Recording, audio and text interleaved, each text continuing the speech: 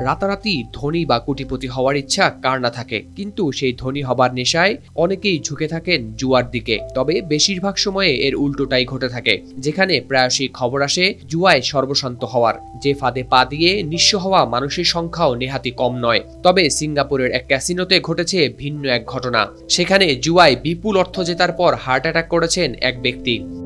6000 mAh battery, one and only Power Master NextG N73।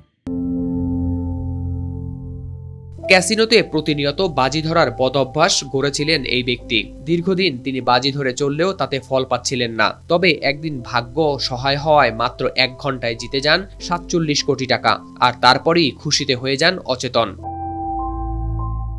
27 June বৃহস্পতিবার বেশ কয়েকটি আন্তর্জাতিক সংবাদ মাধ্যমে উঠে এসেছে এ খবর। প্রতিবেদনে বলা হয়েছে, গত 22 জুন ক্যাসিনোর এক লটারিতে 47 কোটি 60,51,613 টাকার মালিক বনে যান এক জুয়ারি। এরপর তা উদযাপন করতে গিয়ে হার্ট অ্যাটাক করেন তিনি। পরে ভাগ্য সহায় হওয়ায় তিনি ধকল কাটিয়ে ধীরে ধীরে সুস্থ হয়ে উঠেছেন।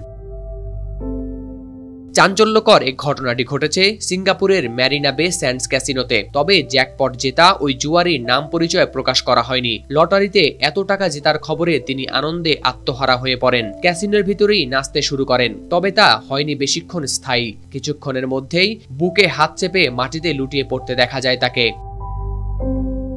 পরে ক্যাসিনোর কর্মীরা এগিয়ে আসেন তার সহায়তায়। তাকে উদ্ধার করে পাঠানো হয় হাসপাতালে। ধীরে ধীরে সুস্থ হয়েও উঠেছেন তিনি। তবে সামাজিক যোগাযোগ মাধ্যমে ছড়িয়ে পড়ে তার মৃত্যুর খবর। এ নিয়ে ক্যাসিনো সংশ্লিষ্টরা বলেছেন তিনি বেঁচে আছেন এবং সুস্থ হয়ে উঠেছেন। এমন মিথ্যা অপপ্রচারে নিন্দা জানিয়েছেন ক্যাসিনোর এক মুখপাত্র। হাওলাদার শামীম, RTV।